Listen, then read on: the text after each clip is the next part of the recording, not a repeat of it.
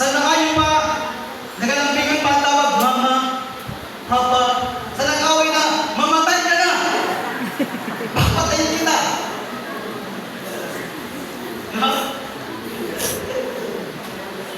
So, palagi nag-aaway. Why? Because si Lord, di naging sentro sa pinapamilya. That is why, walang love, walang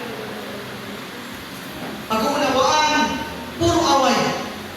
Gusto niyo ba yung sa pamilya? Mga kapatid, dapat hindi. Okay? Number 3, umaasa na lang sa gobyerno. Akap-akap. Let's get ready. Number 1, hindi natin devotion. Sino po din ang perfect ang devotion niya? Mga kapatid, sino po din ang nag-devotion? Ha?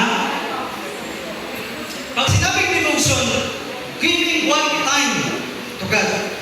Pag itimes po natin ang 24 hours, ikaw po sa more than 2 hours na dapat natin ihatag ang Lord. The reason why na nakikita kita ng devotion, because of our business. Busy na kita sa mga iba na bagay. Nakakalimutan na natin i-prioritize si Lord. That's why na natin mga buhay, stagnant, ang natin spirituality. Di na unawaan ang will ni Lord. Pag nagdidevotion kita, mga kapatid, pag nagdidevotion kita, always naka-align ang atong buhay sa kalooban sa Diyos. Napaka-importante na tagaan natin sa time si Lord. So ako nag-devotion ako every 5 p.m. And pagkagabi nag-Bible reading. Tapos prayer intercession. Sana mabalik natin ang devotion. Napaka-importante sa nag-devotion. Amen? Sa panahon sa pagsubok sa buhay, pag di ka nag-devotion, bagsak ka. Pero pag nag-devotion ka, kumuha ka strength, ikaw kang busog na magpadayon at katabangan ang problema mo, ang challenges sa buhay mo, dahil si Lord ang naghahatas ng strength sa iyo. Dahil sa panahon na nag-devotion ka, ginatagaan ka din sa pusok. Amen? Amen. Now, kung ang ating mga devotion sa God, fill in the blanks, or tawag sa lang, alternate, Lunes, devotion, Merkulis, devotion, minsan wala. What happened to your spirituality? Kaya, dili ka taka-taka, nanugay, bisan ang pagsisimba, dili ka nagasimba. Wala ka ng love ka, Lord, dahil dili ka nag-devotion. Sabi niya sa kanta, the more I seek you, the more I find you.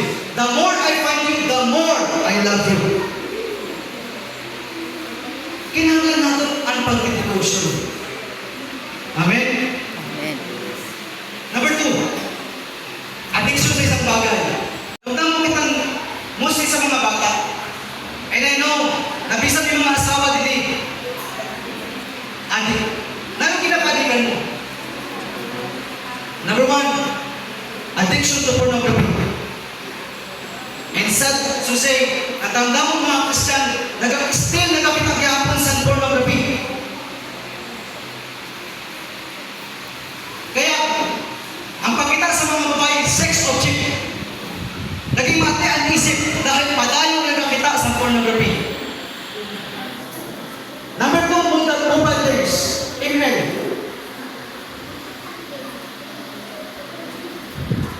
Ano email?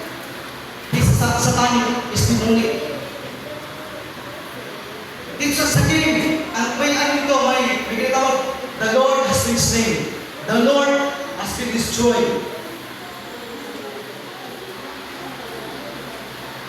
Boys, kung sino man nagkakaroon sa nilken, stop that. That is satanic. That is demonic. Demonic game. Kaya dapat hindi kita magpakalaro o magpag-alig sa nilken. Amen? Okay. So, number 3, katamaran. Sabi sa word, huwag pakainin ang tamad.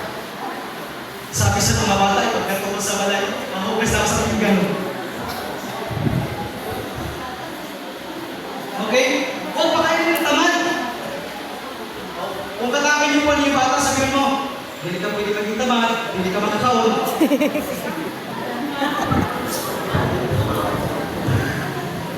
Okay. So number 4. Procrastination or manyana habit. Narinig sabihin sa manyana habit, ay hindi na tataon. Ay oras pa man. Wait lang. Hanggang nagtambak na ang trabaho. Sino pa nila nakaranas ng drumming? May project. May estudyante. Ang submission, next week. Pero parang pag ginimo dahil sila, may ilaw pa man, may oras pa man. Hanggang sa nagpunta ng masahan. Kaya nag-drumming ka. Procrastination. Pagbawadas ng oras. Time is gold. Dapat din natin ginawaldas ang oras. Amen? Manyana habit. Mamaya na. Amin nato. Kag ako dirti man sana. Na minsan, kaya ko trabaho mo sa bagay. Doon na lang. Kaya mo din mo. Hanggang sa nag-drumming na ako. Hanggang sa nalisugan na ako. So dapat pinangagalit din natin padayon sa atin na sa dili. Okay. Pwede na attitude. Ano pwede na attitude? Pwede na yan. Okay na yan. Di ba? Mga kapatid, we must be. Okay?